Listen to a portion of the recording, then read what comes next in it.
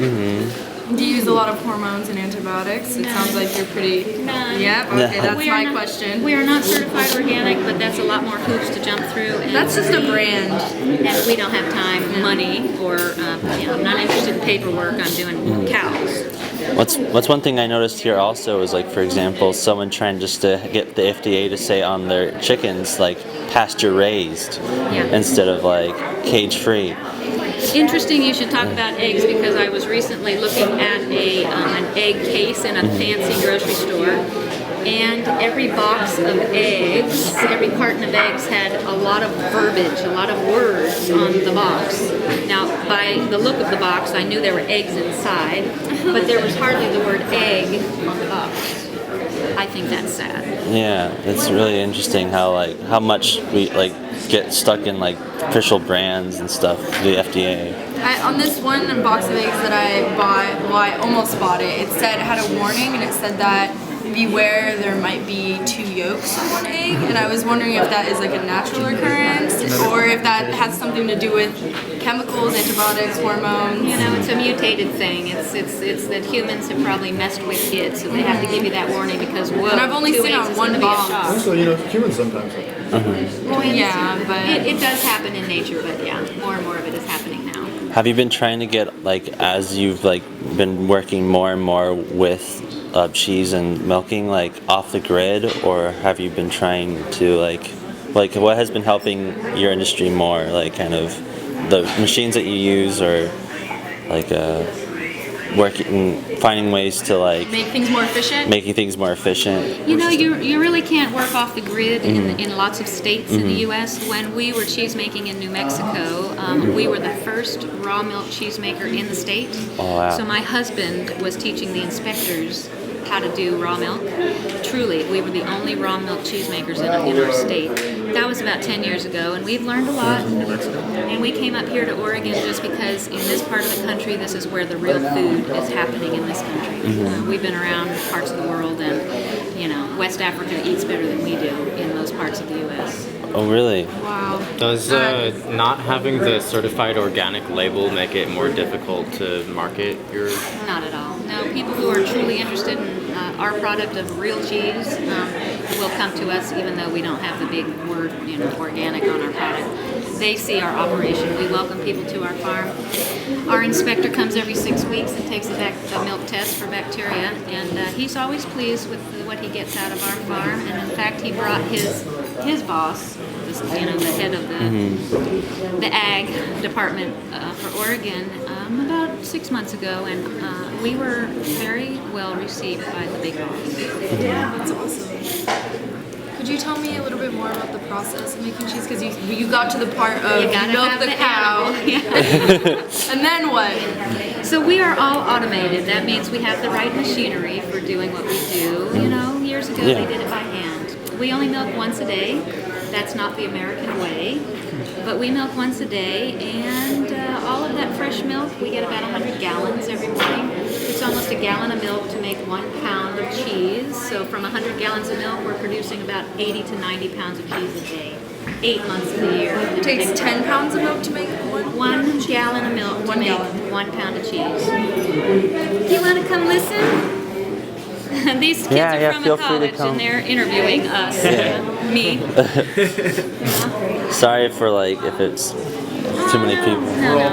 We're flocking I'm here. part ham, so let's keep going. So how do you get the milk to turn into solid cheese? Good question. Here's what I'd like to say. When we landed in Prineville, Oregon, the Jersey cows that we ordered off the computer came to us from a grain-fed life. And the milk color was a little off-white, almost the color of this glove, grain-fed milk. After a week on green grass, the milk color changed right before our eyes to be the color of our cheese, yellow. That is the natural color of the natural diet for a healthy cow. So, you get the milk, and on any cheese label in the U.S., probably in the world, there are 4 ingredients always listed: culture, milk, rennet, and one more ingredient that makes up cheese. You kids, do you know what that is? 4 ingredients: culture, milk, rennet, salt. Salt. And curds, the you end up with curds and whey. Once you add culture to your milk and rennet to your milk and culture, you end up with curds and whey. Once you drain the whey off, and that's the byproduct in cheese making, it leaves curd. And unsalted curd tastes yucky. So when you salt the curd or season the curd, you get a product that tastes real good.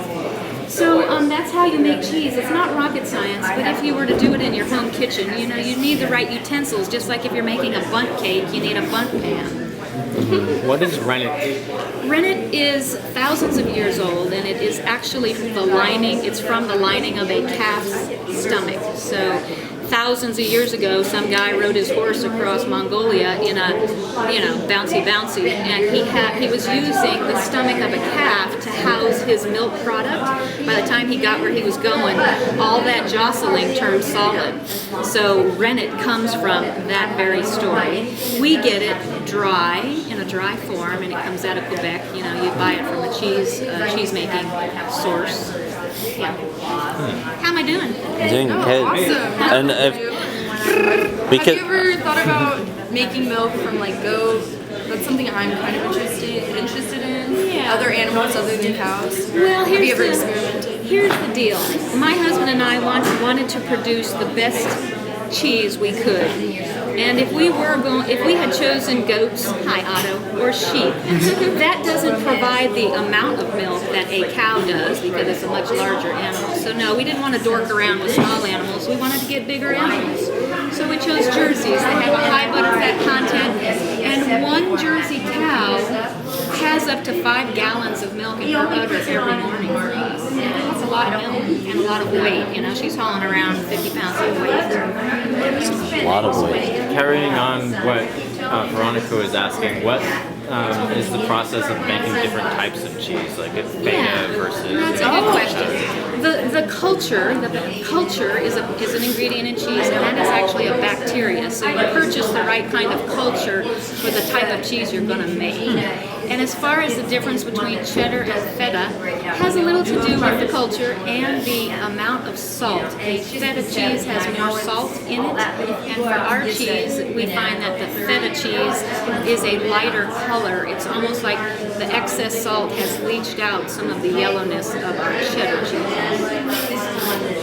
I have a question. You said earlier that grain-fed cows produce white milk.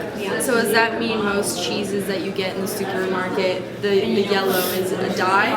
Yes, that is annatto, A-N-N-A-T-T-O, and that is actually grown in Central and South America. Some people are actually allergic to annatto, but it is a natural food dye.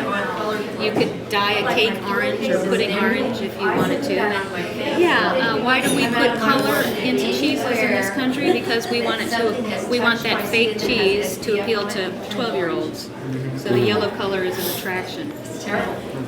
So, since you do produce milk, I just have a question. I used to be vegan for 2 years, and I just wanted to know your views on other, veganism, vegetarianism. You know, what health benefits wise. Do you see that side of that? I think you need a lot of good protein, a lot of good calcium, and a lot of good nutrient absorption in your system, and I'm not sure you can get that with a pure vegan diet.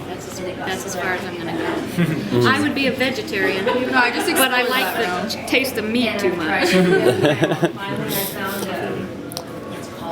Maybe, is that any more questions or? You guys think we're good? Yeah, we can get back to business. Thank you so much